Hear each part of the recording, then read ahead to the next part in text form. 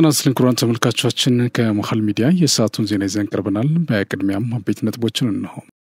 ከአገልግሎት ውጪ የነበረችውን የፕሬዝዳንት መንግስቱ ኃይለማርያም አውሮፕላንን ጠግኖ ጥቅም ላይ ማዋል መቻሉን ፊልድ ማርሻል ብርሃኑ ጁላ ገለጹ።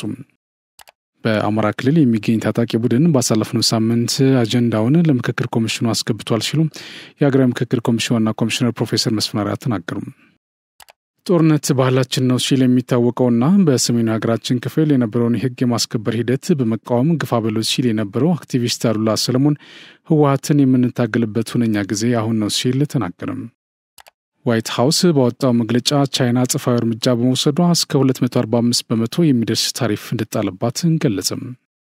ጀርመን ውስጥ አንድ የጽኑ ህሙማን ዶክተር የተለያዩ መድኃኒቶችን በመጠቀም 15 ታካሚዎችን በመግደል ወንጀል ተከሰሰ። ኩራን ተመልካቾቻችን ከመሃል ሚዲያ እነዚህና ሌሎችንም ዜናዎች ይዘን ቀርበናል። ካፍታ በኋላ እንመለሳለን። ዩቲዩብ ቻናሉን ሰብስክራይብ እንዲሚዘቱን ላይክ እና ሼር በማድረግ የመሃል ሚዲያ ቤተሰብ እንድትሆኑ በአክብሮት እንጋብዛለን። አብራችን ሆኑ። በሁለት ዲፕሎማቶች መንደር በአፍሪካ ሲዲሲና በቻድ ኤምባሲ መሃል በማራኪ ኮሪደር ልማት ደምቆ የሚታየው ዲኤምሲ ሪል ስቴት ግንባታቸው ከ30 እስከ 40% በደረሱ የዲያስፖራ ብሎኮች ላይ ታላቅ ቅናሽ መደረጉን እያበሰርን በካሬ ከ78000 ብር ጀምሮ ከባለ 1 እስከ ባለ 4 መኝታ ቤቶችን ከአነስተኛ ወለል ጀምሮ በመረጡት የፍሎር አማራጭ ማግኘት ይችላሉ። እስከ 60% የሚደርስ የረጅም ጊዜ ባንክ አማራጭም ከወለድ ነፃ አገልግሎት ጋር አመቻችተናል። ለበዓሉ ቀድመው ለመጡ 5 እድለኞች እስከ 30% በሚደርስ ታላቅ ቅናሽ ይስተናገዳሉ። የሽያጭ ባለሙያዎቻችንን ለማማከር በ0990 274747 እንዲሁም በ0946 112212 ላይ አሁኑን ይደውሉ። በቅድሚያ የስቶካች ምክር ቤት 4ኛ ዓመት የሥራ ዘመን 25ኛ መደበኛ ስብሰባውን ነገ ያደርጋል። ምክር ቤቱ በመደበኛ ስብሰባው የመገናኛ ብዙሃን አዋጅን ለማሻሻል የቀረበ ረቂቅ አዋጅን አስመልክቶ የዲሞክራሲ ጉዳዮች ቋሚ ኮሚቴ የሚያቀርበውን ሪፖርትና የውሳኔ ሐሳብ መርምሮ አዋጁን እንደሚያጸድቅ ይጠበቃል። በተጨማሪም የተቀናጀ የውሃ ሀብት አስተዳደር ማስፈጸሚያ የተፋሰሶች ከፍተኛ ምክር ቤት ማቋቋሚያ ረቂቅ አዋጅን አስመልክቶ የውሃ መስኖና ቆላማ አካባቢዎችና አካባቢ ልማት ጉዳዮች ቋሚ ኮሚቴ የሚያቀርበውን ሪፖርትና የውሳኔ ሐሳብ መርምሮ አዋጁን ያጸድቃል ተብሎ እንደሚጠበቅ ከምክር ቤቱ የተገኘው መረጃ ተመላክቷል። ጠቅላይ ሚኒስትር ዶክተር አብይ አህመድ በአሁኑ እየተገነባ የሚገኘውን ትልቁ የዘመነ ከተማ ወይም ስማርት ሲቲ ፕሮጀክት ጎብኝተዋል። ይህም ለኢትዮጵያ የከተማ ልማት ስራ የሚሆን ተሞክሮ የመቅሰም ተግባር አካል መሆኑን የጠቅላይ ሚኒስትር ጽሕፈት ቤት በማህበራዊ ትስስር ገጹ አስታውቋል።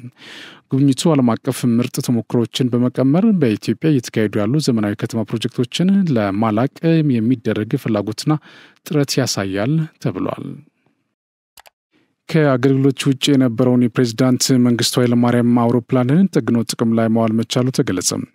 የቀድሞውን የኢትዮጵያ ፕሬዝዳንት መንግስቱ ኃይለማርያም አውሮፕላን ከተጣለች ጥሻ በማንሳት አፕግሬድና ኦቨርኦል በማድረግ ከ37 ዓመት በኋላ የበረራ አገልግሎት እንዲሰጥ ማድረጋችን በተቋሙ በሁሉም መስክ ውጤታማ ስራ የተሰራ ስለመሆኑ ማሳያ ነው ሲሉ የጦር ኃይሎች ጠቅላይ ኤታማዦር ሹም ፊልድ ማርሻል ብርሃኑ ጁላ ገለጹ።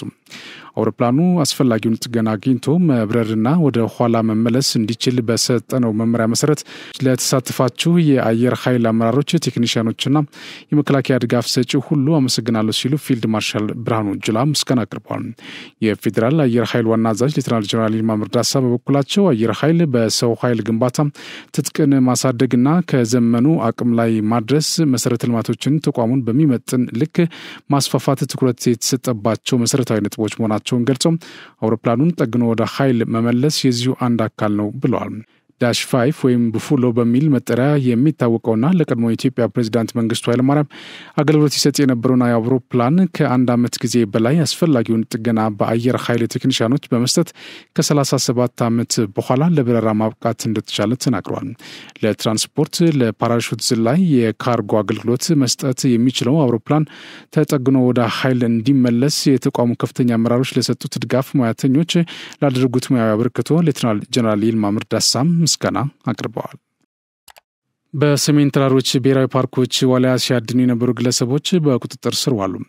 የኢትዮጵያ መገለጫ የሆነው ዋልያ በቡድን ተደራጅተው ሲያድኑ የነበሩ ግለሰቦች በጃናሞራ ወረዳ አስተዳደር የጸጥታ አካላትና በሰሜን ተራራዎች ብሔራዊ ፓርክ ጽሕፈት ቤት ሬንጀሮች ትብብር በቁጥጥር ስር መዋላቸው ተገልጿል። ፓርኩ በማህበራዊ ትስስር ገጹ ባጋራው መረጃ እንዳለው ባሆቲ ተብሎ በሚጠራው የፓርኩ ክፍል በተደረገ ቅኝት 2 ዋልያ በጥይት በመግደል አርደው በአህያ እየጫኑ እያለ ተደርሶባቸው በተደረገ የተኩስ ልውውጥ 2 በቁጥጥር ስር የዋሉ ሲሆን ቀሪዎቹን ወንጀለኞች ወደ ህግ ለማቅረብ የጸጥታ ኃይሉ በስምሪት ላይ ይገኛል ብለዋል። በህግ ቁጥጥር ስር ያሉት ወንጀለኞች ላይ የወረዳው ፖሊስ ጽሕፈት ቤት የምርመራ ስራውን እያካሄደ መሆኑን ፓርኩ አስታውቋል። በሰሜን ተራሮች ብሔራዊ ፓርክ ተወስኖ የሚገኘው ዋልያ በተለያዩ ምክንያቶች ቁጥር እየተመናመነ ይገኛል። ለቁጥሩ መቀነስ በጥናት ከተረጋገጡ ምክንያቶች ውስጥ አደን በዋናነት ተጠቃሽ ሲሆን ዋልያን ከመጥፋት ለመታደግ እንዲያስችል ከፌዴራል እስከ ቀበሌ ድረስ ያሉ አጋር አካላትን ያሳተፉ መድረኮችና የጥበቃ ተግባራት ሲካሄድ መቆየታቸውን የሰሜን ተራሮች ብሔራዊ ፓርክ ጽሕፈት ቤት አስታውሷል። ጦርነት ባህላችን ነው ሲል የሚታወቀውና በሰሜኑ የሀገራችን ክፍል የነበረን የህግ ማስከበር ሂደት በመቃወም ግፋ በለው ሲል የነበረው አክቲቪስት አሉላ ሰለሞን ህወሓትን የምንታገልበት ሁነኛ ጊዜ አሁን ነው ሲል ተናገረም። እንደ ግለሰቡ አገላለጽ ህወሓት ሰላማዊ ትግል የማይወድለትና ከሀሳብ ነጻ የሆነ ቡድን ነው ሲል ተናግሯል። በህግ ማስከበሩ ጊዜ የነበረው የሚዲያ ኔትወርካችንና ዓለም አቀፍ ማህበረሰብ ጋር ያለን ግንኙነት አሁንም ባለበትና በቦታው እንደመሆኑ የአንጃውን ህወሓት እድሜ ለማሳጠር ጊዜ አይወስድብንም ሲልም ተናግሯል። ራሱን ቲዲኤፍ ብሎ የሚጠራው ቡድንም ጸረ አንጃው ህወሓት አድርጎ ትግሉን ለማጧጣፍ እየሰራ ነው ብሏል። አንጃው ህወሓት ለመታገል ወደ በረሃ የወጡ ግለሰቦች ቁጥር እየጨመረ መምጣቱ መዘገባችን ይታወሳል። ግለሰቡ ያስተላለፈው መልእክት ተከታትለን እንመለስ። በዚህ ረገድ ከፍተኛ ክፍተት ያለባቸው ሰዎች ናቸው። አይችሉም። ሰላማዊ ትግል አይችሉም። ባጭሩ ልንገር፣ በጣም ነው የሚያስፈራቸው። የሀሳብ ትግል በጣም ነው የሚያስፈራቸው። እነሱ የሚችሉት የመሳሪያ ነው። ስለዚህ በማይችሉት እንትን መታገል አንድ ተመራጭ ነው ብዬ ወስዳለሁ። በተለይ ደግሞ ለትግራይ ውስጥ ላሉ አመራሮች አሁን ቅድም የገለጽነው ከማዕቀብ ጋር ተያይዞ በግል ነው የእነሱን ህይወት ሊያመሰቃቀል የሚችል የሰላማዊ ትግል ስልቶች አሉ። and we can't afford this ብለው ጊቭ አፕ ሊያደርጉበት የሚችሉ ሰረንደር ሊያደርጉበት የሚችሉ እጅ ማሰጠት የሚቻልበት ብዙ መንገዶች አሉ። አንዱ ብዬ የምወስደው እኔ ከነዚህ ውስጥ ትግራይን ለማዳን የተጠቀምንበት አቅም በዛ ላይ ቲፒኤልኤፍ ጥሩ እንትን ያለው ካፒታል ያለው ፓርቲ አይደለም። በነገራችን ላይ ይሄ መታወቅ አለበት። ቅድም እሱን ትበር የጠየቀው ምንድን ነው ከአይዲዮሎጂ አንጻርም በለው ኢትዮጵያ ውስጥ አመራር በነበሩበት ወቅት ከነበረው አንጻር በተቀረው የኢትዮጵያ ማህበረሰብ ያለ አመለካከት አለ። ቲፒኤልኤፍ ቲዲኤፍ የሚባል ኃይል ተይዞ የትግራይ ቅቡልነት ከፍ ብሎ የነበረ ቲፒኤልኤፍ የሚባል ኮፍያ ላዩ ላይ መጥቶ ሲጫንበት ነው ድርምስምሱ የወጣው ነገር። ቲፒኤልኤፍ የምትሸጠው አይደለም፣ ማርኬት የሚደረግ አይደለም። ለዓለም አቀፍ መድረክ አምጥተህ ኢቭን ወደኸው እንኳ ራሱ ቲፒኤልኤፍ ነኝ ብለህ እንትን የለም አይደለም ታግለሆ ማለት ነው። እኛ ይቸግረን ነበረ። የትግራይን ጉዳይ አስረድተን ቲፒኤልኤፍ ስላነሳባችሁ ግን እንትን ይሉ ነበረ። እኛ የምንሰጣችሁ ድጋፍ ለቲፒኤልኤፍ ተላልፎ የሚሰጥ አይደለም ይሉ ነበር። እና ቲፒኤልኤፍ ሆነ ራሱ ይከብዳል ልፈልጌ ነው። ሚኒስቴሮች ምናምን አምባሳደሮች ሆነው የሰሩ ሰዎች የቲዲኤፍን ትግል ተዋዋይና ተፈራራሚ ሆነው ሲሄዱ የደረሰብን መከራ እኛ ምን እናውቀው። ከእድሜም አንጻር ቅድም ኃይሉ ገልጾታል። they don't want to see them ከእድሜም አንጻር። ሁለተኛ ደግሞ ተነካክቷል። በኢትዮጵያም ብልጽግና ባይወዱም እንኳን ለምሳሌ ብልጽግና ይቀየር ቢባልም ቲፒኤልኤፍ እንደ አማራጭ አድርጎ አያመጡም የዓለም አቀፉ ማህበረሰቦች። ይሄ መታወቅ አለበት። ቲፒኤልኤፍ ተይዞ ወደ አዲስ አበባ መግባት አይቻልም። this is fact። አንዱ ትብብር አድርገህም ምን አድርገህም ወደ አንድ መተንተን ልትል ስትሞክር እዛ ውስጥ ቲፒኤልኤፍ ታስገባ አስቸጋሪ። ይሄ ፋክት ነው። ወደው እንኳን ራሱ የሚያጋጥምህ ችግር ነው ልንፈልግ ነው። ይዘው እንኳን ይሄ ቀላል ያደርገዋል መንገዱ። ምክንያቱም እነዚህ ታጣቂዎች ደግሞ ለይቶላቸዋል። አሁን የዛ ቡድን ለዛውም የቲፒኤልኤፍም ሆኖ በጊዜያዊ አስተዳደሩ በኩል ከዓለም አቀፍ ማህበረሰብ በፕሪቶሪያ በኩል ትቸር የነበረች ድጋፍ የማያገኘው አንጃ ሄዶ ነው የተለጠፉት። ዲስቴብላይዚንግ ፎርስ ነው ተብሎ የተወሰደ ኃይል ነው። ከዚህ ኃይል ጋር ተያይዞ የሚመጣ ውርጅብኝና ብትር ሁሉ ይቀበሉታል ማለት ነው። እነዚህ ከኮር በላይ ነን ብለው ወደዚህ የተጠጉት ማለት ነው። ሎካሊቲ የሚደረጉ ይኖራሉ። በዓለም አቀፍ እንትንም ንግድም ምንም ያላቸው ካሉ በሚድል ኢስትም በለው በአውሮፓም በአሜሪካም ከቤተሰብ ጋር የተያዙ ነገሮችም ካሉ መምጣታቸው አይቀርም። በዲፕሎማሲ ረገድ እየሰራ ነው የነበረ በትግራይ ወቅት ያገኘነው ተሞክሮ ያንኑ በመጠቀም እነዚህ ሰዎች ፈጽሞ እየመጣባቸው ያለ አደጋ ከባድ እንደሆነ እንዲረዱ ማድረግ ነው። በተደጋጋሚ እኔ ይሄ ብያለሁ። አንዳንዶቹ አይገባቸውም ነበር። የዓለም አቀፉን ማህበረሰብ ያስረዳንበት ተሞክሮ በቦታው ነው ያለው። ከዓለም አቀፍ ሚዲያዎች ጋር ያለን ግንኙነት በቦታው ነው ያለው። ኢንታክት ነው አሁን። ስለዚህ ይህንን አንሊሽ እናደርጋለን ነው ማድረግም ጀምረናል። በነገራችን ላይ በዚህ አጋጣሚ መናገር ፈልገው ማድረግም ጀምረናል። ሌላው ትልቁ ከሰላማዊ ትግል ሰራዊቱ የሰላማዊ ትግል አካል ማድረግ ይቻላል። ከኮር በላይ የሚባለው ቃል ከቃል በዘለለ ሚኒንግ ለኔ እንትን ነው ወካይ የሆነ ነገር ነው። 100 ናቸው 100 አይሞሉም ይመስለኝ በእድሜም ትልልቅ ናቸው። እነዚህ ከኮር በላይ ሆነው ቲፒኤልኤፍ ጽሕፈት ቤት ውስጥ ሄደን ካልተወሸቅን ብለው እንትን ያሉት ሰዎች አይሶሌት በማድረግ በሰላማዊ ትግል ከኮር በታች ያለው የቲዲኤፍ ዘመናዊና የተማረው ወጣት ፍቱን መድኃኒታቸው ማድረግ ይቻላል። ለምሳሌ ልክ ህዝቡ ለነሱ አልታዘዝም ብሎ ቅድም እንደገለጸው ኃይሉ አልታዘዝም ብሎ የሚያደርገው ትግል እንደሚኖር ፖለቲካ ፓርቲዎችም ሲቪክ ኦርጋናይዜሽንም ህዝቡም ለዚህ ሰራዊት ጥሪ ሊያቀርብ ይገባል። አንድ እየተረሳ ያለ በጥሪዎች እሱ ነው ብዬ ነው የምወስደው።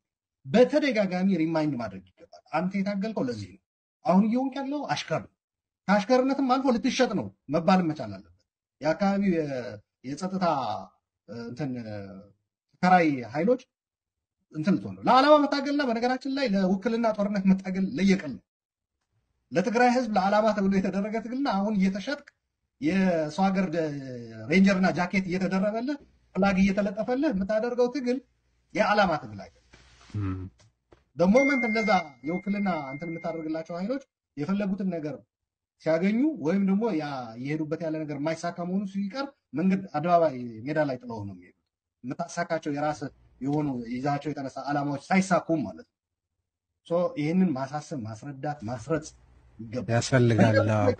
ያለው ልክ ሰላም አስከባሪ አሁን እንደምታውቁት ኢትዮጵያም መለስ ነው በአንድ ወቅት ምንድነው ታስታውሱ ከስንት ቡና እግሮች የቀጫጭን የሰራዊት እግሮች ብዙ ዶላር ያመጣሉ ብሏል ተብሎ እንደቀል ይነገር ነበር። በሰላም ማስከበር በህጋዊ በዩኤን ነው። ይሄ የመከራየት ሰራዊት የመከራየት ነገር ግን ህገወጥ ስለሆነ በብዙ ዶላሮች የሚዝቁት ከላይ ያሉት ሰዎች ናቸው። ከታች ያለው ሰው ለቤተሰቦችም አይተርፍም፣ ህይወቱም ይሰጣል፣ የተሻለ ኑሮም የለውም፣ የሚያገኘውም እዚህ ግባ የሚባል እንትን አይኖር።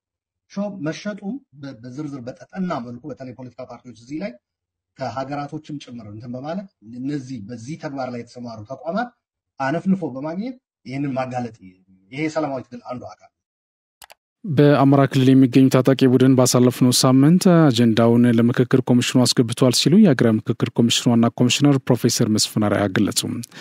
አጀንዳውን ለኮሚሽኑ ያስገባው ቡድን ማን ነው ተብሎ ቀረበላቸው ጥያቄ ዋና ኮሚሽነሩ በሰጡት ምላሽ ማንነቱን መግለጽ የምንችለው ቡድኑ ፍቃዱን ሲሰጠን ብቻ ነው ሲሉም ተናግሯል። አሁንም የታጠቁ ኃይሎች አጀንዳዎቻቸውን በወኪሎቻቸው አማካኝነት ማቅረብ እንደሚችሉና ኮሚሽኑም አጀንዳዎቻቸውን ለመቀበል ዝግጁ መሆኑን አረጋግጧል። የኢትዮጵያ ሀገራዊ ምክክር ኮሚሽን በአማራ ክልል ከመጋቢት 27 ቀን 2017 ዓ.ም ጀምሮ በባህር ዳር ከተማ ሲያካሄድ የቆየውን የአጀንዳ ማሰባሰብ የምክክር መድረክ ሚያዝያ 4 ቀን 2017 ዓ.ም ማጠናቀቁ ይታወሳል። በሂደቱ የፖለቲካ ፓርቲዎች፣ የመንግስት አስፈጻሚ አካላት፣ ተጽዕኖ ፈጣሪ ግለሰቦች፣ የማህበረሰብ ወኪሎች እንዲሁም የልዩ ልዩ ተቋማትና ማህበራት ተወካዮች መሳተፋቸው ይታወሳል። በኢትዮጵያ ሰላማዊ ትግልን ማዕከል ያደረገ የፖለቲካ አካሄድ እውን እንዲሆን የፖለቲካ ፓርቲዎች ሚናቸውን ማጠናከር እንዳለባቸው የፖለቲካ ፓርቲዎች የጋራ ምክር ቤት ገለጸ። የኦሮሚያ ክልል የፖለቲካ ፓርቲዎች የጋራ ምክር ቤት ጠንካራ የፖለቲካ ፓርቲዎች የጋራ ምክር ቤት ለጠንካራ የዲሞክራሲ ስርዓት ግንባታ በሚል መርህ ሀሳብ 11ኛ ጠቅላላ ጉባኤውን አካሂዷል። ጉባኤው አዲስ የጋራ ምክር ቤቱን የሚመራ ስራ አስፈጻሚ አባላት የመረጠ ሲሆን በዚሁ መሰረት አቶ ሰለሞን ታፈሰ ከአዲስ ትውልድ ፓርቲ የምክር ቤቱ ሰብሳቢ ሆነው ተመርጧል። ከብልጽግና ፓርቲ የኦሮሚያ ቅርንጫፍ ጽሕፈት ቤት አቶ ሞገስ ኢዲኤ ደግሞ የምክር ቤቱ ምክትል ሰብሳቢ እንዲሁም ከኢትዮጵያ ዜጎች ለማህበራዊ ፍትህ ፓርቲ አቶ ታሪኩ ድንበሩ የምክር ቤቱ ጸሐፊ ሆነው ተመርጧል። በጉባኤው መክፈቻ ላይ ንግግር ያደረጉት የኢትዮጵያ ፖለቲካ ፓርቲዎች የጋራ ምክር ቤት ሰብሳቢ አቶ ሰለሞን አየለም በሀገሪቷ ሰላምን ማዕከል ያደረገ የፖለቲካ ባህል እንዲዳብር የተለያዩ ጥረቶች እየተደረጉ መሆኑን አንስተዋል። በኢትዮጵያ ስልጣን ለመያዝ ከውይይትና ሰላማዊ ድርድር ይልቅ መሳሪያና ኃይልን መጠቀም የቆየ ልማድ በመሆኑ ችግሩ ዘርፈ ብዙ ጉዳት ሲያስከትል መቆየቱም ተናግሯል። በዚህ ዘመንም በሀሳብና በውይይት የታጀበ ሰላማዊ የፖለቲካ ባህልን እውን በማድረግ ዋስትና ያለው ዲሞክራሲ መገንባት ያስፈልጋል ብለዋል። ይህም የመጠፋፋት የፖለቲካ ባህል እንዲገታ በማድረግ ሁሉም ተጠቃሚ የሚያደርግ የፖለቲካ ምህዳር እንዲዘረጋና ዘላቂ ልማት እንዲረጋገጥ ወሳኝ መሆኑን አመላክቷል። በብልጽግና ፓርቲ የኦሮሚያ ቅርንጫፍ ጽሕፈት ቤት የአደረጃጀት ዘርፍ ኃላፊ አቶ ነመራ ቡሊ በበኩላቸው ዲሞክራሲያዊ ስርዓትን ለመትከል የፖለቲካ ፓርቲዎች ተሳትፎ ወሳኝ መሆኑን አንስተዋል። ዲሞክራሲያዊ አስተዳደር የሰፈነባቸው ሀገራት ተሞክሮም እንደሚያሳየው ዲሞክራሲ አጠቃላይ እድገት እንዲፋጠን የህዝብ ተሳትፎ እንዲጎለብት ምቹ ሁኔታ ፈጥሯል ብሏል። በክልሉ ህዝቡን ከድህነት ወደ ብልጽግና ለማሻገር በሚደረገው ርብርብ የፖለቲካ ፓርቲዎች ሰላማዊ ትግልን በመላበስ ችግሩን በውይይት ለመፍታት መትጋት እንዳለባቸው አመላክቷል። የጋራ ምክር ቤቱ ሀሳብና ውይይት ባህል የሆነበት የፖለቲካ ባህል እንዲለመድ የድርሻውን እየተወጣ መሆኑን የገለጹት ደግሞ የኦሮሚያ ክልል የፖለቲካ ፓርቲዎች የጋራ ምክር ቤት ጸሐፊ አቶ ታሪኩ ድንበሩ ናቸው። የፖለቲካ ፓርቲዎቹ ልዩነት ቢኖርም በውይይትና በሀሳብ የበላይነት ማሸነፍ እንደሚቻል ለአባሎቻቸው በማሳወቅ መንቀሳቀስ ይጠበቅባቸዋል ብሏል። የጋራ ምክር ቤት አባል የሆነው የአማራ ብሔራዊ ንቅናቄ አብን ተወካይ አቶ ኤርሚያስ ተገኝ በበኩላቸው ኢትዮጵያ ውስጥ ሲያጋጥም የነበረው ችግር ሁሉም መሆኑን በመረዳት አብሮ መቆምና መታገል ይገባል ብሏል። የፖለቲካ ፓርቲዎች ቀጣይነት ባለው መልኩ በጋራ በመሆን ሰላማዊ ትግልን ማጠናከር እንደሚገባም አስረድተዋል። የኢትዮጵያ ብሔራዊ ባንክ የ$70 ሚሊዮን የውጭ ምንዛሪ ጨረታ ነገ እንደሚያካሄድ አስታወቀም። ጨረታው ባንኩ በየ2 ሳምንት መደበኛና ተከታታይ የሚካሄደው የውጭ ምንዛሪ ሽያጭ ጨረታ አካል መሆኑን ገልጿል። በነገው ጨረታ $70 ሚሊዮን የአሜሪካን ዶላር ለጨረታ እንደሚቀርብና ፍላጎት ያላቸው ባንኮች እንዲሳተፉ ጥሪ አቅርበዋል። ባንኩ በየ2 ሳምንት መደበኛና ተከታታይ የሚካሄደው የውጭ ምንዛሪ ሽያጭ ጨረታ ማዕከላዊ ባንክ የተከማቸ ካለው የውጭ ምንዛሪ የተወሰነውን መጠን ለግሉ ዘርፍ ለማቅረብና የባንኩን የገንዘብ ፖሊሲ ዓላማ ለማሳካት እንደሚረዳም ተመላክቷል። ጨረታው የውጭ ምንዛሪ ገበያን ለማረጋጋትና ሪፎርም ከተጀመረ ወዲህ መሻሻል እያሳየ የመጣውን የውጭ ክፍያ ሚዛን በይበልጥ ለማጠናከር እንደሚረዳም ታምኖበታል። ባለፉት 9 ወራት ከወርቅ ማዕድን ከ$2.1 ቢሊዮን በላይ የውጭ ምንዛሪ መገኘቱን የማዕድን ሚኒስቴር አስታወቀም። የሚኒስቴሩና የተጠሪ ተቋማት አመራሮችና ሰራተኞች ባለፉት 9 ወራት በተመዘገቡ ሀገራዊ አፈጻጸሞች ዙሪያ ውይይት አካሂዷል። በውይይት መድረኩ ባለፉት 9 ወራት ውስጥ 26 ቶን ወርቅ ለብሔራዊ ባንክ መቅረቡ የተገለጸ ሲሆን ከዚህም ከ$2.1 ቢሊዮን በላይ የውጭ ምንዛሪ ማግኘት መቻሉን ተመላክቷል። በማዕድን ዘርፍ የተጀመሩ ፕሮጀክቶች ተጠናቀው ወደ ምርት እየገቡ እንደሆነም ተመላክቷል። ለአብነትም የሲሚንቶ ፋብሪካዎች፣ የወርቅና የድንጋይ ከሰል ፕሮጀክቶች ተጠናቀው ወደ ምርት መግባታቸው ተነግሯል። በውይይቱ የተገኙት የጠቅላይ ሚኒስትሩ የወጣቶችና ስፖርት አማካሪ ሚኒስትር አቶ ቀጀላ መርዳሳ የማዕድን ዘርፍ የላቀ ውጤት የተመዘገበበት መሆኑን ገልጸው አመራሩና ሰራተኞቹ በስኬት ሳይዘናጉም ውጤቱን ማስቀጠልና ማላቅ ይገባቸዋል ማለታቸውን የማዕድን ሚኒስቴር መረጃም አመላክተዋል።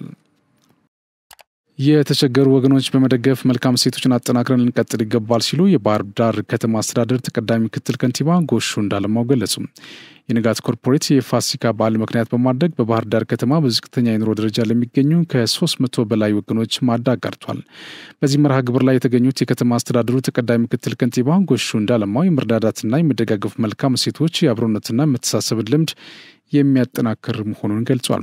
በዚህ ረገድ በተለይም የመንግስት የልማት ድርጅቶችና ባለሀብቶች ማዕድ በማጋራት አለኝታነታቸውን እያሳዩ መሆኑን አንስተው የሁሉም ማህበራዊ ኃላፊነት ሆኖ እንዲቀጥል ጠይቋል።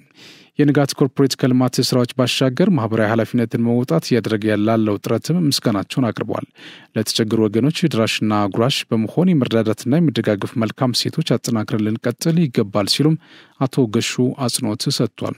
በንጋት ኮርፖሬት የዘለቄታ በጎ አድራጎት ድርጅት ማህበራዊ ልማት ፕሮግራም ዋና ኦፊሰር ታረቀኝ ታደግ የደረገው ድጋፍ የፋሲካ በዓልን ምክንያት በማድረግ መሆኑን አነስተው በዚህም ለ315 ወገኖች ዱቄትና ዘይት መለገስ ተችሏል ብሏል።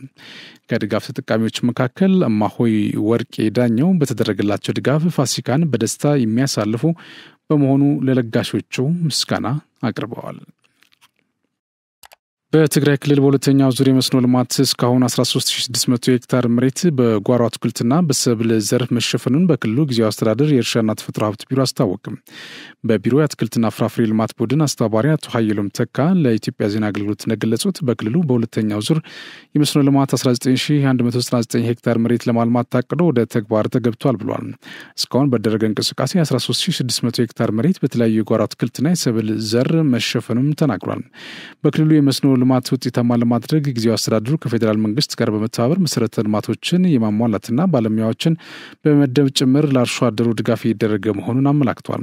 በትግራይ ማዕከላዊ ዞን የራማ አዲ አርባዕተ ወረዳ አርሶ አደር ወጣት ሐጎስ ንጉስ እንዳሉም ከጓደኛው ጋር በመሆን በሁለተኛው ዙር የመስኖ ልማት 2 ሄክታር መሬት ማልማት መጀመራቸውን ተናግሯል። በክልሉ ደቡባዊ ምስራቅ ዞን ሀንጣሎ ወረዳ ነዋሪ አርሶ አደር ደስታ ገብረህይወት በኩላቸው በመጀመሪያው ዙር በመስኖ ካለሙት ግማሽ ሄክታር መሬት 10 ኩንታል ስንዴ ማግኘታቸውን አስታውሰው በሁለተኛው ዙር ደግሞ ጥቅል ጎመንን በቆሎ መዝራታቸውን ተናግሯል። በክልሉ በመጀመሪያ ዙር ከለማው 58000 ሄክታር መሬት 6.8 ሚሊዮን ኩንታል የጓሮ አትክልትና የሰብል ምርት መገኘቱ ተመላክቷል። የዜና በቀጥታ የሚተላለፍላችሁ ከመሃል ሚዲያ ነው። ወደ ውጭ እናልፋለን።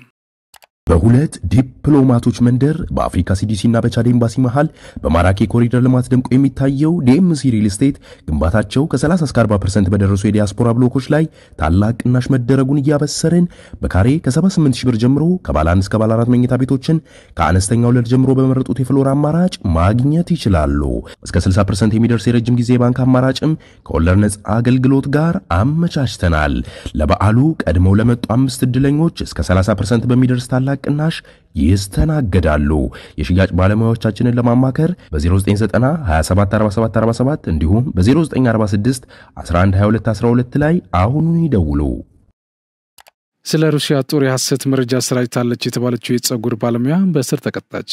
የሴንት ፒተርስበርግ ነዋሪ የሆነችው የጸጉር ስራ ባለሙያ ስለ ሩሲያ ጦር የሐሰት መረጃ አሰራጭታለች በሚል ክስ 5 ዓመት ከ2 ወር እስር ተፈርዶባታል። አና አሌክሳንድሮቭ 8 የጸረ ጦርነት መልእክቶችን በማህበራዊ ትስስር ገጽ ማጋራቷን የካደች ሲሆን ክሱ ከጎረቤቷ ጋር ባላት የመሬት ውዝግብ ምክንያት የመጣ ነው ብላለች። አና ለልጇ በዩክሬን ያለውን ጦርነት የሚያሳዩ ፎቶግራፎች በመላኳ ለአቃቢ ሕግ ቅሬታ ማቅረባቸውን ጎረቤቷ ለቢቢሲ ተናግሯል። የጸጉር ስራ ባለሙያና የ47 ዓመት የሁለት ልጆች እናት ስትሆን መጀመሪያ የታሰረችው እንደ አውሮፓውያን ዘመን ቀመር ሄዳር 2023 ነበር። የእስሯ ምክንያት ቪኮንታክት በተባለ የሩሲያ ማህበራዊ ትስስር ገጽ 8 ልጥፎችን በሁለት ሐሰተኛ አካውንቶች በማጋራት ተጠርጥራ ነው ተብሏል። ጠበቃዋ ባለፈው መስከረም መዝገቡ በመሬት የተነሳ ተራ ግጭት ሆኖ መጀመሩን ተናግሯል። አንደኛው ወገን ወደ ፖሊስ ሄዶ መፍትሄ አላገኘም። በኋላም ጦሩ ላይ ሐሰተኛ መረጃ ማሰራጨት የሚለው ክስ መጣ ብሏል። የሩሲያ ዩክሬን ወረራ በተጀመረ በሳምንታት ውስጥ የጦር ኃይሎች ማጣጣልና ሆን ብሎ ስለ ጦሩ የሐሰተኛ መረጃ ማሰራጨት ወንጀል እንዲሆን አድርጋለች። የሩሲያና ዩክሬን ጦርነት ከተቀሰቀሰ ጀምሮ ክሬምሊን በመቶዎች የሚቆጠሩ ተቃዋሚዎችን እና ተቺዎችን እንዲሁም ገለልተኛ መገናኛ ብዙሃን ባለሙያዎችን በማሰር አፈናውን አጠናክሮ መቀጠሉ ይነገራል። ማክሰኞ ዕለት በሞስኮ 4 ጋዜጠኞች ከጽንፈኛ ድርጅቶች ጋር በመስራት ጥፋተኛ ሆነው በመገኘታቸው 5 ዓመት ከመንፈቅ እስር ተፈርዶባቸዋል። ጋዜጠኞቹ ስራቸውን እንደ ጋዜጠኛ መስራታቸው ቢወተውቱም ፍርድ ቤቱ ግን የፕሬዝዳንቱ ፑቲን ቀንደኛ ተቀናቃኝ በነበሩት አሌክሲ ኒቫሊኒ የጸረ ሙስና ድርጅት ጥቅም ላይ የዋለ ዘገባ ማዘጋጀታቸውን ገልጿል። ኒቫሊኒ ባለፈው ዓመት እስር ላይ እያሉ ህይወታቸው ማለፉ ይታወሳል።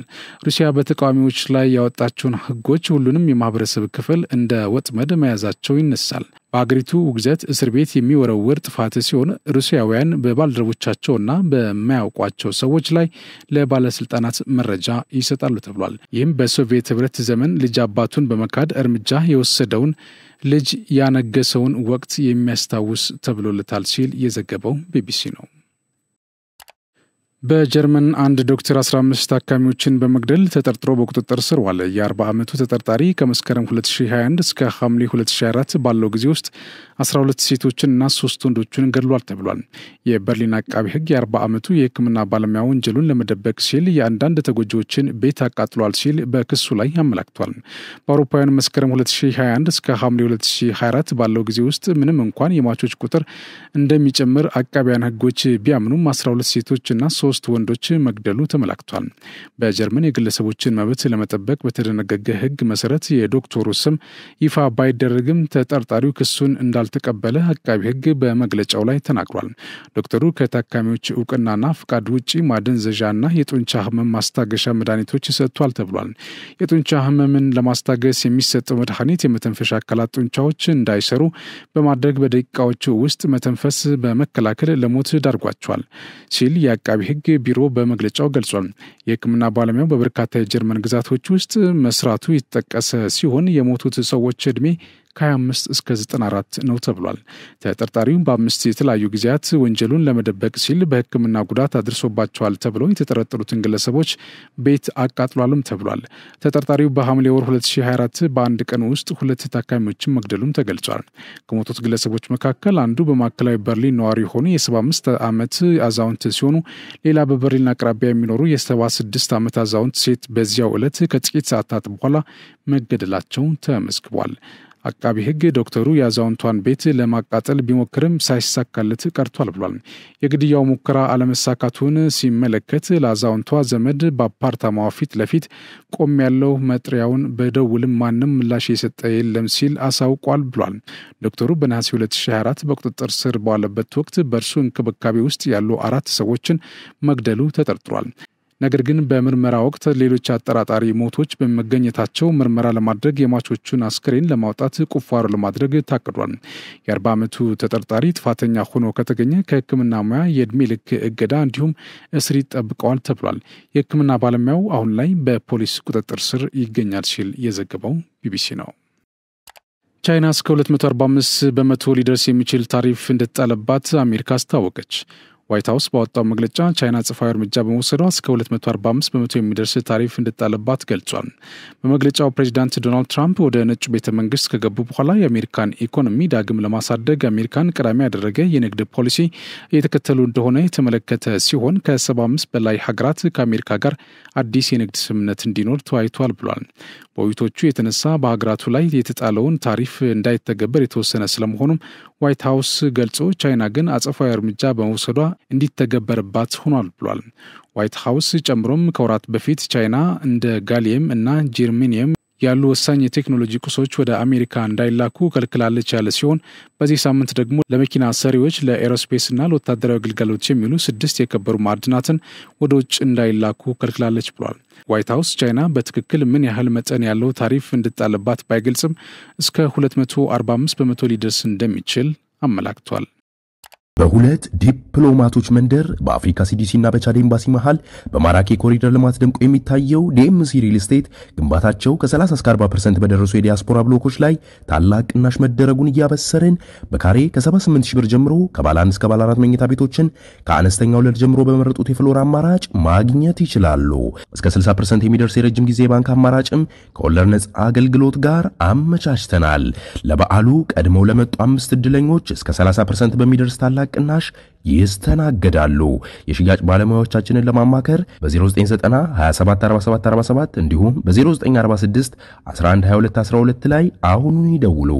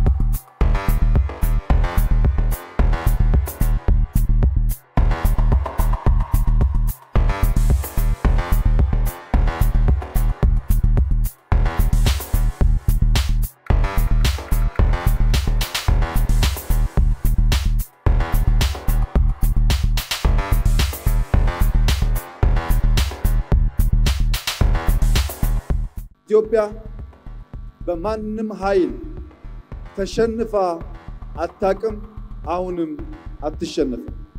ኢትዮጵያ ማንንም ሀገር ወራ አታቅም፣ አሁንም ማንንም ሀገር ኢትዮጵያ አትወርም። የመከላከያ ሰራዊት የሆነው ኃይላችን በአንድም ጊዜ ዛሬ አይደለም በመቶ ዓመት ታሪኩ ማጥቃትን፣ መግደልን፣ ማጥፋትን ታሳቢ አድርጎ ሰርቶ አያውቅም። ስሙም መከላከል ነው። የሚሰራው ሀገሩን ከጥቃት መከላከል እንጂ ማጥቃት አይደለም።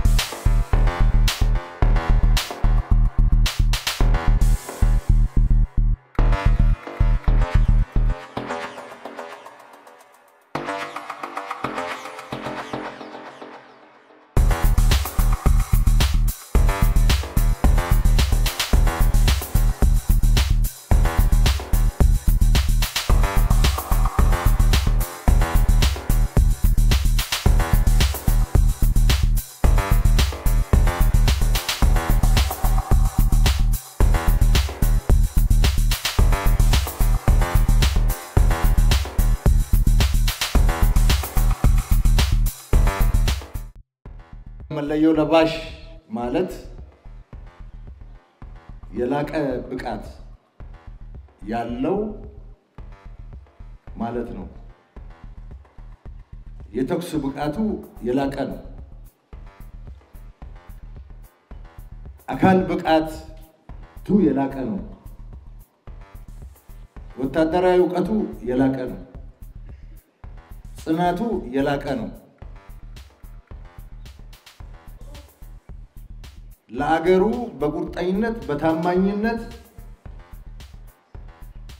በማገልገል የላቀ ነው ማለት ነው። ቀይ መለዮ ለባሽ ማለት ቀይ መለዮ ለባሽ ማለት እንደተባለው ማርሽ ቀያሪ ነው። የውጊያ ማርሽ ይቀይራል። የጀግኖች ምልክት ነው። የአንበሶች ምልክት ነው። በየመንደሩ ወጣቶች እናንተን ለመምሰል ይፈልጋሉ።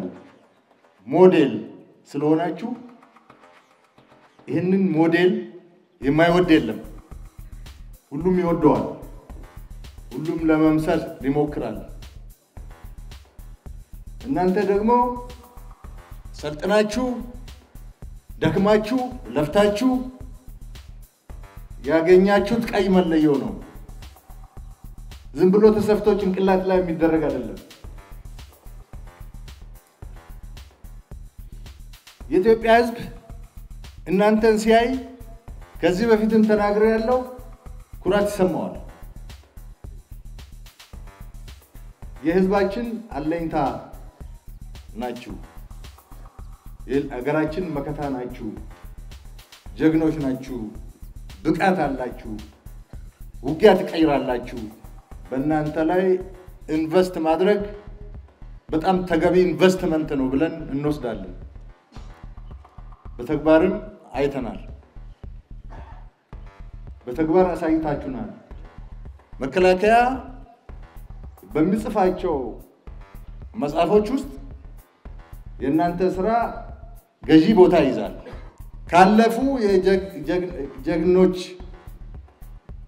የኮማንዶና የአየር ወለድ ሰራዊት የወረሳችሁት እናንተ ዛሬ ያላችሁ እናንተ ደግሞ ዛሬ የሰራችሁት ስራ እናንተ ለሚተኩ አዲስ ትውልድ የሚተላለፍ ይሆናል። ይሄ ማለት ጀግንነትን ከትውልድ ወደ ትውልድ ለማስተላለፍ የሚያስችል ምቹ ሁኔታ ይፈጥራል ማለት ነው። የኮማንዶና የአየር ወለድ ቁመና የኮማንዶና የአየር ወለድ የተኩስ ብቃት የኮማንዶና የአየር ወለድ የመሰናክል ማለፍ ብቃት የኮማንዶና የአየር ወለድ አካል ብቃት የኮማንዶና የአየር ወለድ ጥበብ የውጊያ ጥበብ የምታዳብሩበት መሆን አለበት። መዝናኛችሁ ስልጠና መሆን አለበት።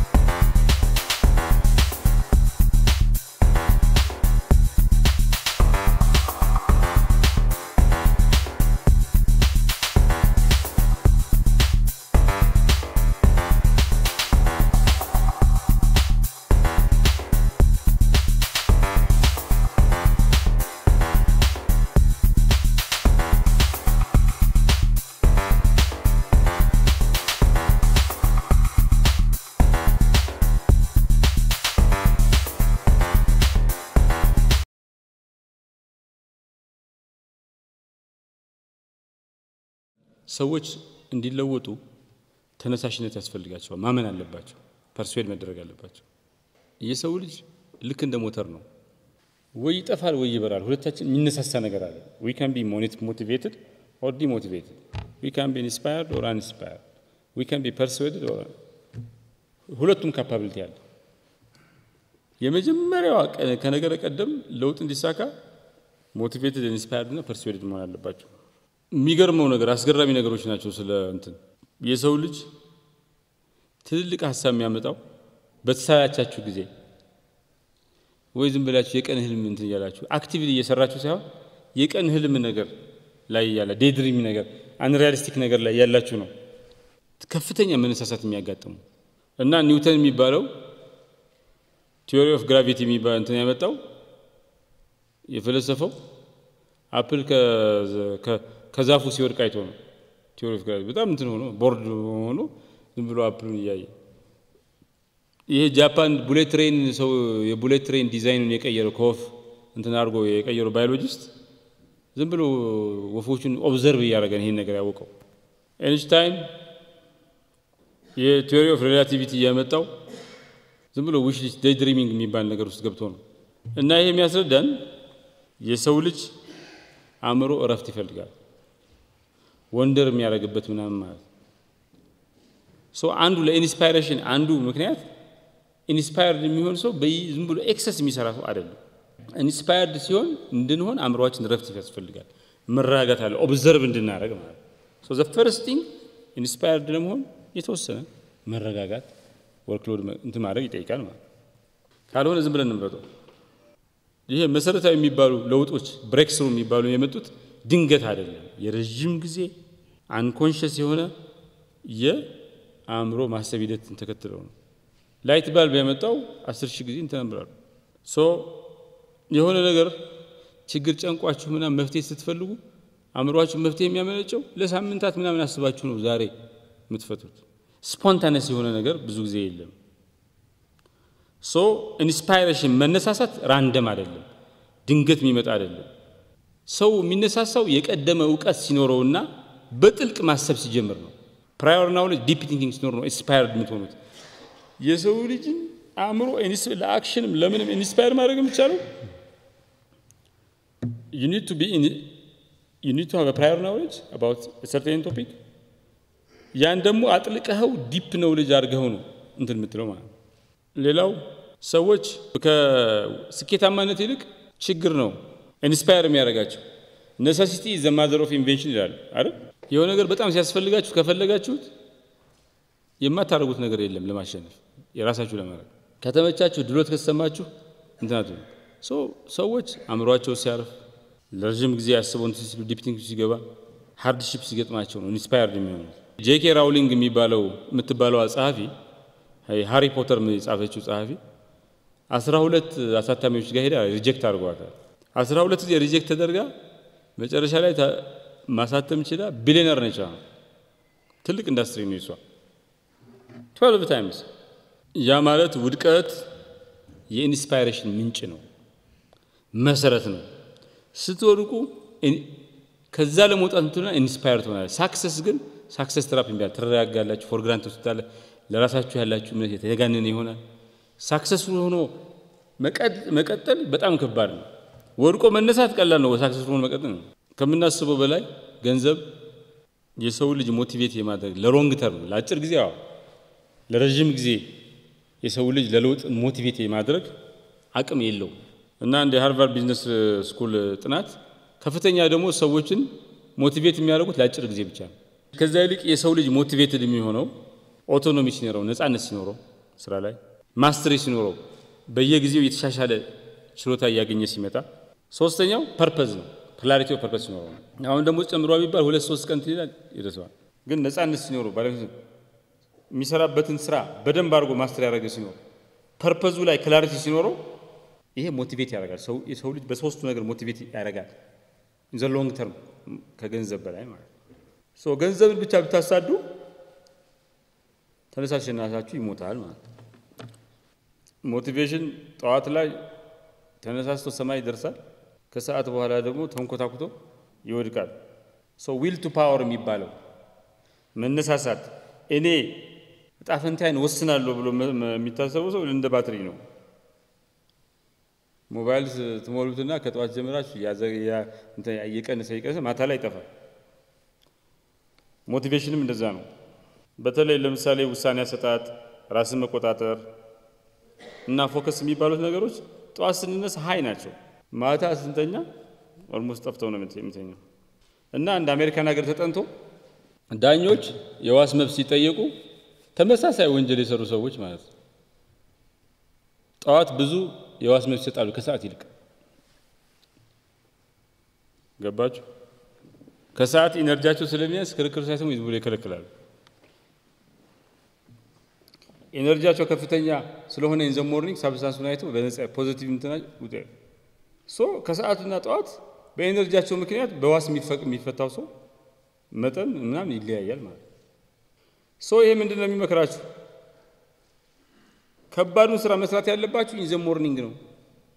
ከፍተኛ ኢነርጂ ያላችሁ ጠዋት ስለሆነ አንድ ነገር ከባድ ስራ ከሰዓትም ጠዋትም መስራት ያለባችሁ ቢሆን ከባዱን ጠዋት አድርጉት። ሃይስት ኢነርጂ ስላላችሁ ሞቲቬትድ ትሆናላችሁ ነው። እንግዲህ ይሄ የአዲስ ዓመት እንትን የሚባል አለ ሪዞሉሽን እንደዚህ ያደርጋለሁ ምናምን በራሳችን ላይ እናወጣለን። 92% አዲስ ዓመት ሲደርስ እንደዚህ ያደርጋለሁ እንደዚህ ይሄን ለውጥ አመጣለሁ የሚሉ ሰዎች አይሳካላቸውም።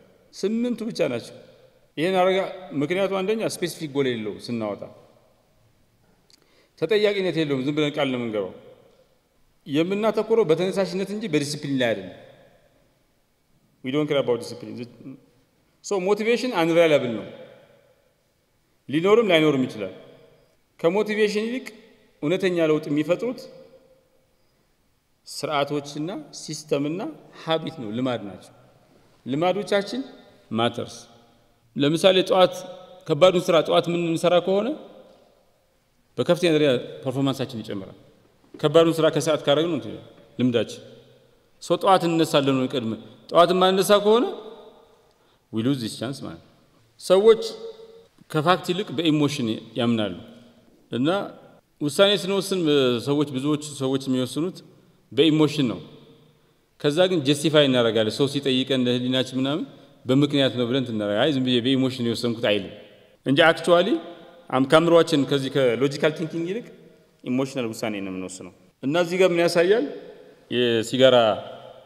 የሲጋራ እንትኖች አሉ ማስታወቂያዎች አሉ አንቲ ስሞኪንግ ሲጋራ አቁሙ የሚል ማስታወቂያ ኢሞሽናል ስቶሪ ካላቸው ለውጥ ያመጣሉ የሚያየው ሰው ሲጋራ ሊያቆም ምናምን ይችላል ሊቀንስ ይችላል ኢሞሽናል ስቶሪ ከሌላቸው ሎጂካል ብቻ ሲጋራ ማጤስ እንትን ሳምባህን ይጎዳል ምናምን ብለህ ብታዘብ ውጤታማ አይደለም ከዛ ላይ አሁን ለምሳሌ የታመመ በሽተኛ እየሞተ የመጨረሻ ጣረሞት ንግግሩ ብታሳይ ማስታወቂያው ላይ እንደዚህ ትሆናለህ ብትለው ሰው ያቆማል ዝም ብለህ ሎጂካሊ ብታወራው ግን አያቆም የዘዶር ኢን ዘ ፌስ የሚባለው ትሪክ ምንድነው መጀመሪያ ሰፊ አድርገህ ብዙ በዛ አድርገህ ትጠይቅና ታውቀዋለህ እኮ እንደማታገኘው ግን መደራደሪያ ይሆናል ትልቁን ነገር እንቢ ካላችሁ ትንሹን ነገር እንቢ አይል ማለት ሶ የምትፈልጉትን ነገር ለማግኘት ከፈለጋችሁ መጀመሪያ ከባድ ጥያቄ ጠይቁ ከፍተኛ ጥያቄ ከበድ አድርጋችሁ 1000 ብር ነው የምትፈልጉት 10000 ብር 50000 ብር ብትሉት ሶዮ ብሎ እንኳን 50000 ብር ያልሆነ ብሎ 1000 ብር ይሰጣችኋል አንድ በጣም የሚያስቅ ነገር ነው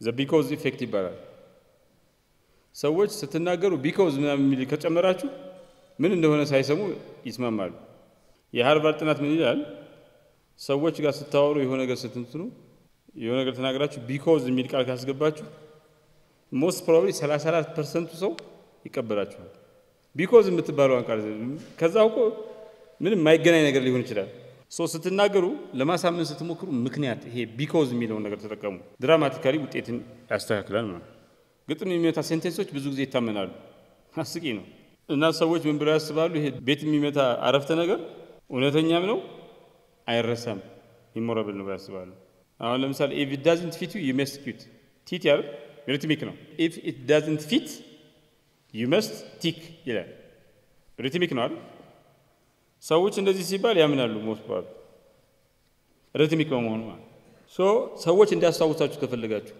ምናምን ምጽፉትን ሜሴጅ ሪትሚክ አድርጉት ቤት የሚመታ አድርጉት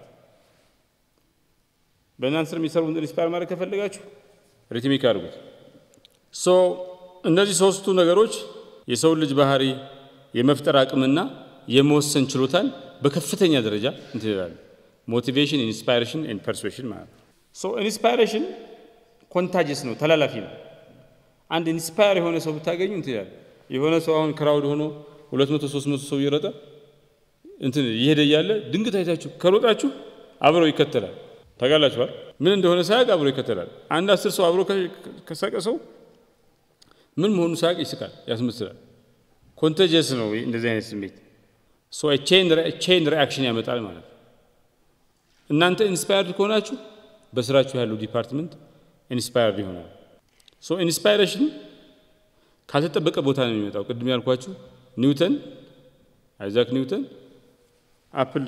አፕል ፍሬ ሲወድቅ አይቶ ነው ሎ ኦፍ ግራቪቲ ያመጣው ያልተጠበቀ ምንዳን የሆነ ፕሌስ ኢንስፓይሬሽን ይመጣል ኢንስፓይሬሽን ከሰው ልጅ ጤናም ጋር ከአእምሮ ጤናም ጋር ይያያዛል ከፍተኛ ኢንስፓይሬሽን የሚኖረው የሰው ልጅ ተስፋ ካደረገ እርካታ የሚሰማው ከሆነ የደህንነት እርካታ ካለው ኢንስፓይሬሽኑ ዝቅተኛ ከሆነ ደግሞ ስታግኔሽን ቦርደም ኢቭን ዲፕሬሽን ሊመጣ ይችላል ማለት ሌላው ኢንስፓይሬሽን ሁሉ ጊዜ ፖዚቲቭ ላይሆን ይችላል ብዙ ጊዜ ኢንስፓይሬሽን ፖዚቲቭ አውትካም ነው ያለው ግን ለኔጌቲቭ ነገር ሊውል ይችላል መሪዎች ካሪዝማቲክ መሪዎች ተከታዮቻቸውን እርምጃ እንዲወስዱ በገሌ ላይ በገሌ ሲያነሳሱ እናያለን። ድሮ ይሄ ቱል በተለይ እንትን ነበር። ሶ ኢንስፓይሬሽን የሰላም ብቻ ሳይሆን የቫዮለንስ ምንጭ ሊሆን ይችላል ማለት ነው። ሶ ኢንስፓይሬሽን እንደ ባቡር ነው፣ አይቆምም፣ ሁልጊዜ ትራንዚየንት ነው፣ ተንቀሳቃሽ ነው። እና ኢንስፓየር ስትሆኑ ወዲያው አክሽን ካልወሰዳችሁ ፌድ ያደርጋል። ኢንስፓየር ስትሆኑ የሆነ ነገር ለመስራት ስትነሳሱ ያኔው መስራት ነው። ያኔ ካልሰራችሁ ሌላ ጊዜ ስትፈልጉ አትሰሩ፣ ያስቸግራችኋል። እና ኢንስፓይሬሽን መማረክም መጠቀምም በጣም የሚያስፈልግ ነገር ነው። ዶፓማይን የደስታ እንትን ነው እና ሽልማት ስንሸለም ደስ ሲለን ምናምን አክት የሚል ነው። ግን ዶፓማይናችን ሐሺሽ የምንወስድ ከሆነ ሱስ የሚያስይዝ ነገር ማለት ሶሻል ሚዲያ በጣም ስክሮል የምናደርግ ከሆነ ያ ዶፓማይን ይጠፋል ማለት ሶ ኢንስፓየርድ መሆን አንችልም ማለት። አስገራሚው ደግሞ ከውጭ የሚመጣ ኤክስትሪንዚክ የሆነ ሪዋርድ ኢንትሪንዚክ ሞቲቬሽንን ይገላል። ውጫዊ የሆነ ሞቲቬሽን ውስጣዊ የሆነ ሞቲቬሽንን ይገላል። ሰዎች አንድ ነገር ሲሰሩ በቂ ምክንያት ካላቸው ሪዋርዲንግ ሆኖ ፐርሰናሊ ካገኙት እናንተ ዝም ብትሉትም ይሰሩታል። ታንኪዩ ለማለት እንትን ብትሏቸው ግን ያ ሰው የተሸለመው ሰው ይሄ ያወራንበት ያለው ነገር ለመስራት ዲሞቲቬትድ ይሆናል። አስገራሚ ነው። ሪኮግናይዝ ሲያደርጉት አይሰራም። ሪኮግናይዝ ሲያደርጉት ሲቀሩ ይሰራል። ይሄ ናቹራል እንትን ነው። በጣም ጥናት ተደርጎ ነው ማለት ሶ ኤክስትሪንዚክ ሪዋርድስ ጭራሽ ሞቲቬሽንን ሊገሉ ይችላሉ። ሶ ሞቲቬሽን በሁኔታ ይወሰናል። አካባቢያችሁ ሁኔታው ይወስነዋል። ጥሩ አካባቢና ሁኔታ ከሆነ ሞቲቬት ትሆናላችሁ፣ መጥፎ ከሆነ ነው። ሌላው ፊር ሞቲቬተር ሊሆን ይችላል። ካም ፓወርፉል ሞቲቬተር። ለምን መውደቅ፣ መሸነፍ፣ ሪጀክሽን፣ ሎስ የሚባሉት ነገሮች ከባድ ናቸው። ሶ ከፈራችሁ ሞቲቬት ያደርጋችሁ የሆነ ነገር ለማድረግ ማለት ዝም ብላችሁ ምን ፈርታችሁ ወይ እንትን አውት ኦፍ ኔግሊጀንስ ያላረጋችሁትን ነገር የቁርጥ ቀን ሲሆን ሄዳችሁ ታረጋላችሁ ማለት። ብዙ ጊዜ ሰዎች አንድ ነገር ለመስራት ሞቲቬት እስኪነሳሱ ድረስ ይጠብቃሉ ለማነሳት ምናምን። ግን እንደዛ አይደለም። ሞቲቬሽን ስራ ከጀመራችሁ በኋላ ነው የሚመጣው። እየሰራችሁት ነው መሀል ላይ የሚመጣው እንጂ አስቀድሞ ከስራ በፊት አይ ሞቲቬት አትደረጉ። በጣም ብዙ ሰው የሚሳሳትበት ነገር ነው። በቃ ሙዲ ያልመጣ ምናምን የተባለ ይጠብቃል። it will be forever. you have to start እንደምንም ለጥርስ ነክተህ ከጀመርክ you can be motivated. ይሄ ሞቲቬሽን ፎሎውስ አክሽን ይባላል። ሶሻል ፕሩፍ የሚባል ነገር አለ። ሰዎች ሌሎች ሲያረጉ ካዩ ይከተላሉ። አንድ ነገር የለም። ሃሽፓፒ የሚባል ጫማ ትሬንድ ሴተርስ የምርጫ ፋሽን እንትኖች ትሬንድ ሴተርስ ወጣቶች እንትን ሰዎች ኒውዮርክ ውስጥ አደረጉት። መጀመሪያ አልሸጥ ያለ ጫማ በጣም ፖፑላር ሆነ። ስለዚህ ሰዎች ሲያረጉት ባታምኑበትም ትከተላላችሁ። መገናኛ ብዙ ሰው አለ መንገድ ላይ አንዱ ቢሮጥ አብሮ ይሮጣል። ለምን እንደሆነ ሳይል አይደል? ሶ ማሳመን ከፈለጋችሁ አንዱ ሰዎችን ማሳመን ከፈለጋችሁ የምታረጉት ሌሎች ሰዎች ሲያረጉት መሪ ሆናችሁ ሰው እንዲያደርጉት ከፈለጋችሁ እናንተ ስታረጉ ህፃን ልጅ አንብ ከምትሉት ያጠና ብትጨቀጭቁት አይሆንም። እያነበባችሁ ካሳያችሁት ግን መጻፍ ይዛችሁ ጋር ይከተላል። አንተ መጻፍ ይላል። ሶ ዚስ ሶሻል ፕሩፍ የሚባል እንትን አለ እና ማሳመን ከፈለጋችሁ በየዲፓርትመንታችሁ ያሉ ሰዎች በደንብ እንዲሰሩ ከፈለጋችሁ ራሳችሁ መጀመሪያ ይሰራችሁት ሌሎች የሚሰሩት ማሳየት ዘ ቤስት ዌይ ነው። ይሄ ስኬርሲቲ ድራይቭስ ፐርሱዌሽን የሚባል ፎሞ የሚባል አለ ወይ ደግሞ ዘ ፊር ኦፍ ሚሲንግ አውት የሚባል አለ። ምንድነው? አሁን ሱፐርማርኬት ምናምን 3 የቀረው ምናምን ይላል only left 3 ምናምን ይላል።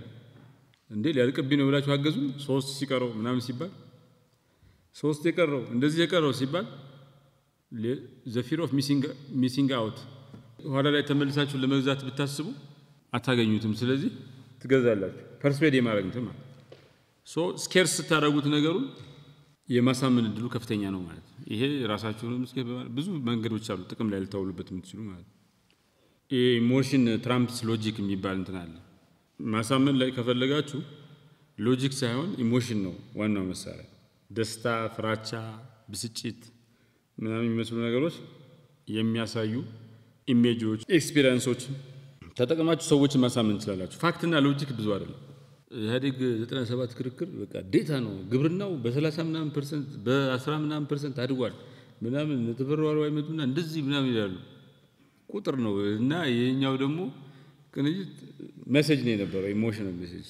ኢህአዴግ መክኗል ምናምን ሐሳብ የለውም እና ሰው ቁጥሩን 100 ምናምን ቁጥር ማን ነው ቁጥሩን ይዞ የሚል አንድ ሰው ሜሴጁን ጠይቁት ማንንም ሰው ሞቲቬት አላደረገም ያደግ ሜሴጅ ቮትም ካገኘ ግራስ ሩት ሰው ቀስቅሶለት ምናምን ነው በዲቤቶቹ አለ ፋክትስ ፊገርስ እንትና ሰው ስቶሪ ነው ሚራክል ይፈጥራል ስቶሪ ስቲኪ ነው ስቲክ ያደርጋል ስቶሪ ከሰማችሁ 80 ምናምን % ትረስታላችሁ ስቶሪ ግን አይረሳም እና ፓወርፉል መንገድ ስቶሪ ነው ፉት ኢን ዘ ዶር ቴክኒክ የሚባላል አሜሪካን ሀገር የአሜሪካ ፖለቲካል ጂኦግራፊ አሁን ኒውዮርክ ለምሳሌ ዴሞክራት ስቴት ነች ዴሞክራቶችን የምትመጣው ቴክሳስ ሬድ ስቴት ናት ሪፐብሊካን ነው የምትመጣው ፎር አ ቬሪ ሎንግ ታይም እና የአንድ ሊፕዜት የሚባል ሰውዬ ዘ ፍሪዚንግ ሃይፖቴሲስ የሚባላል የአሜሪካ ፖለቲካል ጂኦግራፊ ድሮን ነው ፍሪዝ አድርጓል ሶ ቴክሳስ ሁሉ ጊዜ ሪፐብሊካንን ይመርጣል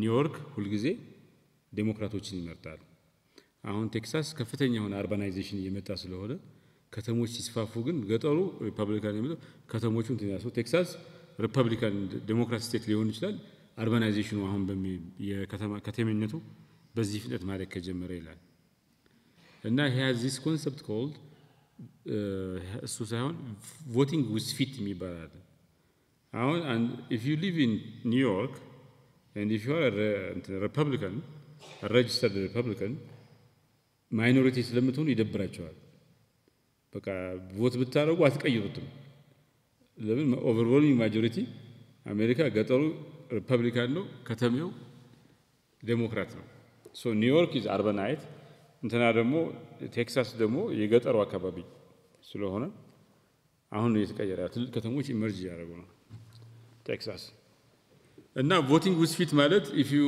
feel like you are a minority in New York and if you are a Republican you go to Texas minority ናችሁ አናሳ ናችሁ ግን ሪፐብሊካን ፓርቲ እንዳሸነፈ ሶ በምርጫ ማይኖሪቲ በመሆናችሁ ብቻ ወደ ቴክሳስ ሄዳችሁ ትመርጣላችሁ ማለት እና voting with feet ይሉታል ማጆሪቲ ወደ ሆንክበት ቦታ እንዳንተ አይነት ሰዎች ያሉበት ቦታ ሄደ ሶ ፖለቲካል ጂኦግራፊ ድሮ የተደረገው ፍሪዝ የሆነው አብዛኛው ሰው ተሰባሰበ ሪፐብሊካን የምሩ የሆነ ሰው ቴክሳስ ላይ ሄደ ቴክሳስ ላይ ሆኖ ዴሞክራት የሆነ ሰው ወደ ኒውዮርክ ሄደ ማለት አብዛኛው ሰው ሶ ፍሪዝ ሆኖ አሁን ፉትን ዶር ቴክኒክ ከዚህ ጋር ይመሳሰላል ሰውን ማሳመን ከፈልጋችሁ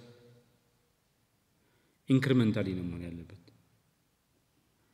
በሁሉ ነገር አንዴ ካልገባባን ካስኬዲንግ መሆን አለበት ካስኬዲንግ እንትን መጀመሪያ ትንሽ ነገር ጠይቁታላችሁ ይስማማል ቀስ እያደረጋችሁ በሁሉም ነገር ላይ ተስማማላችሁ a true persuasion would be foot in the door ቀስ አንደኛ ኢንክሪመንታሊ ነው ሁለተኛ ከትንሹ ጀምሮ ወደ ትልቁ ነው መሆን ያለበት ቀስ እያለ መጨረሻ ላይ ትልቁ ስምምነት ይደርሳል ሶ ለምሳሌ ሰውየው የምትፈልጉት ገንዘብ እንዲሰጣችሁ ዶኔሽን ለሆነ ካውዝ ከሆነ የሆነ ጉዳት የደረሰበት ሰው ምናምን ገንዘብ እንዲሰጣችሁ ከሆነ መጀመሪያ ገንዘቡን ከመጠየቅ ይልቅ ፒቲሽን እንዲፈርም አድርጉት ፒቲሽን ፈረመ ሰጣችሁ ትንሽ ቆይት ብላችሁ ያ ፒቲሽን የፈረምክለት ሰው እኮ እንደዚህ ብትሉት ሞስት ፕሮባብሊ ገንዘቡ ያዋጣል መጀመሪያ ብር ብትጠይቁት ገንዘቡ ብትጠይቁት ግን ላያዋጣ ይችላል ፐርስዌሽን አንኮንሺየስ መሆን ይችላል ብዙ አንኮንሺየስ ነው አንድ አሜሪካ ፕሬዚደንት አይ ቲንክ ኤዝናወር ምናምን አሜሪካን ሀገር ፕሬዚደንቶቹ ከትዳር ውጭ መወስለት አይችሉም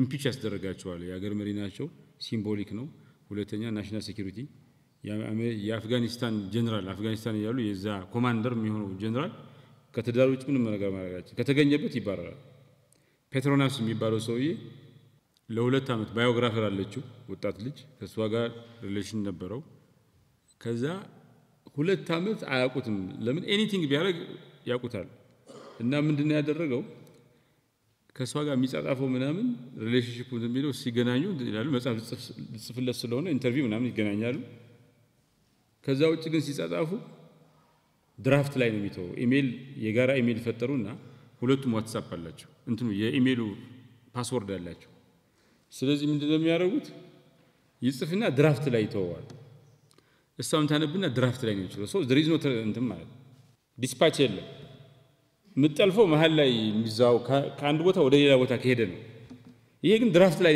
ይተዋል ሶ ዚያይ for 2 years ሊደርስበት አልቻለም የኔሬሽን መጨረሻ ላይ ግን ደረሱበት ሲደርስ አነሱት። ፔትሮናስ በጣም ጎበዝ አሁን ዘ ኒው ሳይንስ ኦፍ ካውንተር ኢንተለጀንስ የሚል በጣም ኢንክሬዲብል መጽሐፍ ጽፏል። ሪሰንት የዛሬ ወር ምናምን ያነበብኩት ነበር። ኢምፕሬሲቭ መጽሐፍ ነው፣ ግን በዛ ትራክ ሪከርድ ተባረረ እና ሶ ኢቭን ጀነራል ኮማንደር የሆነ ጀነራል እንትናይ በጣም ስትሪክት ነው። ምን ሆነ ክሊንተን ከሞኒካ ሌዊንስኪ የምትባለው እንትን ጋር ችግር ተፈጠራል። ኤዘናወር ነው ምናምን ሌላ ፕሬዝዳንት ከዚህ ቀደም እንደዚህ ከትዳሩ ወስልቶ ኢምፒች ተደረጓል። ክሊንተን ላይ ሲሆን ግን ተገኘ ኤቪደንስ ተገኘ ምናምን ያኔ ኤዘናወር ነው ምናምን እንደዛ ሲያረግ ፐብሊክ ኦፒኒየን የአሜሪካ ሴቶች ተቃጥለው ነበር እንዴት በሚስቱ ላይ ምናምን ብለው ማለት ክሊንተን ላይ ፐብሊክ ኦፒኒየን ሰርቬይ ተሰብስቦ 56 ነው 58% ሴቶች መነሳት የለበትም የሚል ፐብሊክ ኦፒኒየን መጣ። እንግዲህ በትዳሩ ላይ ወስልቶ ሁሉም ሴት የጋራ አይነሚ ነው የሚያደርገው ሁሉም ማለት ሚስቱ ላይ ባለቤቱ ላይ እንደዛ እንዳይሆንባት ማለት ሁሉም ሰው ቪክቲም ስለሆነ ሴቷ አብሮ ይቆማል። ግን ዩኒክሊ ነው ለምንድን ነው ሲባል ምንም ሌላ ምክንያት የለውም። እንትና ክሊንተን ካሪዝማቲክ ነው፣ ረጅም ነው፣ ንግግር በጣም ኢምፕሬሲቭ ይችላል። ብዙ ወጣት እንትኖች አትራክቲቭ ናቸው። ሶ ለሱ ቢያጠፋም ኤክሰፕሽናል እንትን አድርጎታል። ለሌላ ሰው የሚፈርዱበት ኢራሽናል ሳብኮንሺየስሊ ማለት ዘሴም ጥፋት ክሊንተን ላይ ቀለለ። ሌላው ሰው ቢያደርገው ግን ከባድ ነበር። ሶ ሳብኮንሺየስ ነገር አለን ለተመሳሳይ ጥፋት እንዳልኳችሁ አሁን ቅድም ዳኞች ጠዋትና ከሰዓት ጠዋት ላይ ብዙ ቤል ይሰጣሉ፣ ዋስ መብት ያስከብራል። ከሰዓት ደግሞ ሪጀክት ያደርጋሉ። ተመሳሳይ ኬዝ ማለት ታይሙ ነው እንትን ያለው። ሶ ብዙ ውሳኔዎቻችን ሳብኮንሺየስሊ ነው። ምን ወደው ከለር ካለ የምን ወደው ከለር የያዘ ነገር ሳብስታንስና ወዳድ በዘንት እናደርግ። ምን ወደው ድምጽ ካለ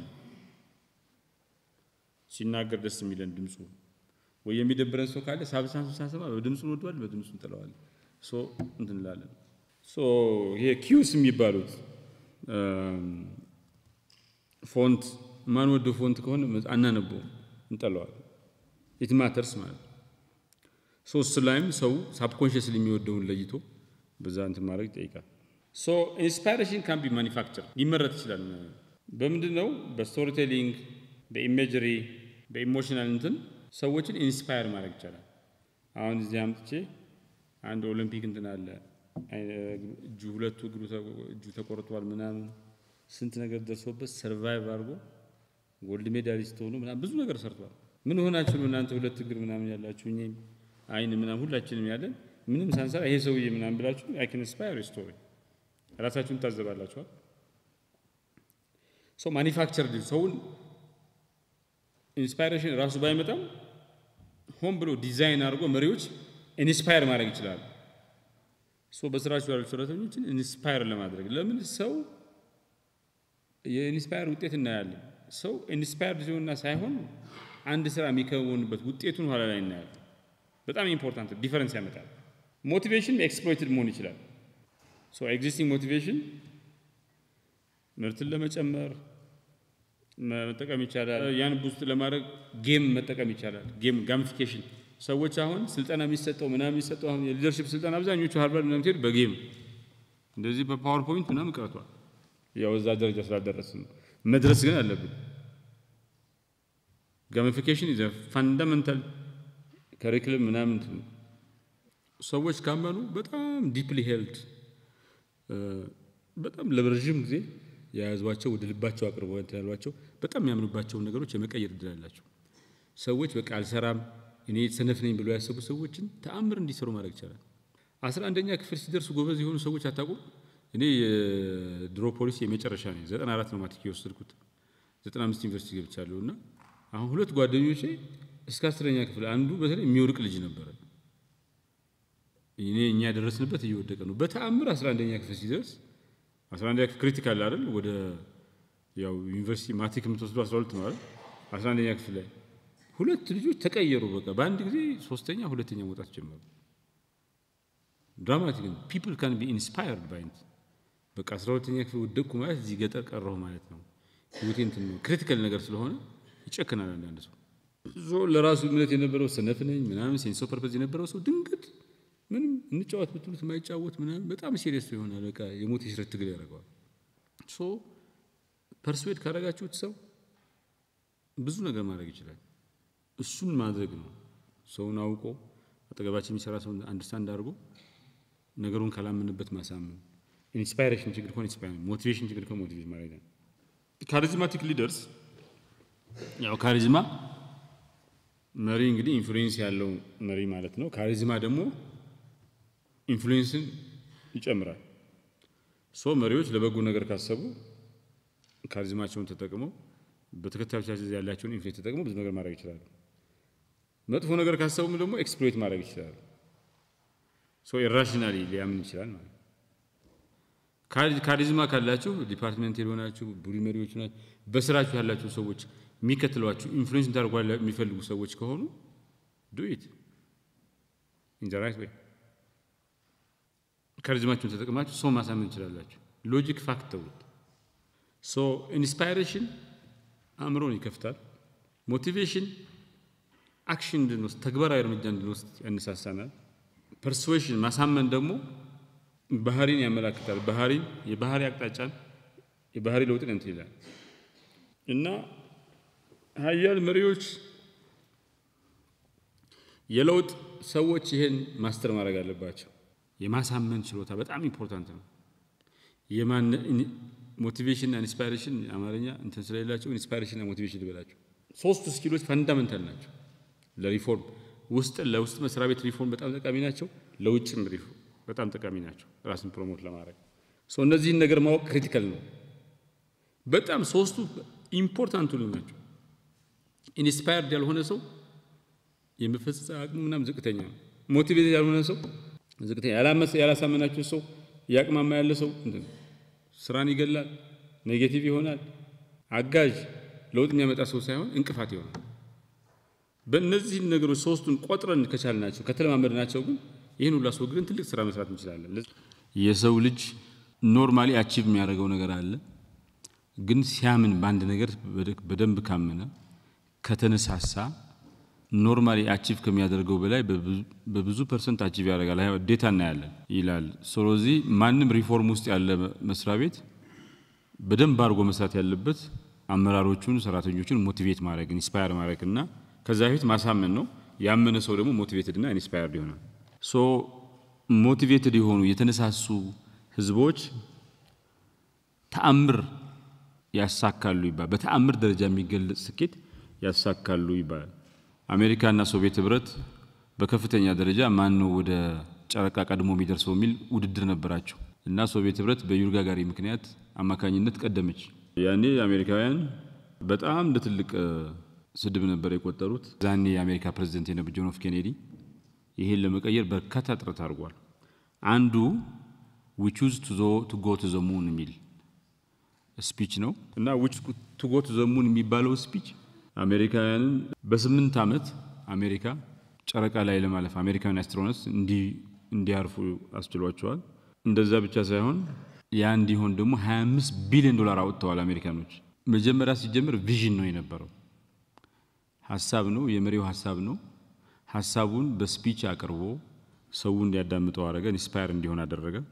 ከራሻ ጋር ፉክክር እያንዳንዱ አሜሪካዊ ይሄን ወደ ሙን አሜሪካውያን ሄዶ የማሳረፍ አሜሪካን አስትሮኖትስ ጨረቃ ላይ የማሳረፍ ጉዳይ የሁሉም አሜሪካዊ ድሪም ሆነ ማለት ነው። ሁሉም ሰው መቼ ነው የምንሄደው መቼ ነው የምንደርሰው እያለ እንዲጠይቅ አድርጎ ሞቲቬት አድርጓቸው እነ ሳይንቲስቶቹ ደግሞ በዚህ ፕሬሸር እንዲሆኑ ህዝቡ ሲጠይቅ ህዝቡ ሲዋጓ እነሱ ኖርማሊ ከሚሰሩት ፍጥነት በላይ ብዙ ሰርተው ደክመው መጨረሻ ላይ አሜሪካን አስትሮናውትስ ጨረቃ ላይ ማረፍ ቻለው። ያ ትልቅ ብሔራዊ በዓል እንዲሆን አድርጓል።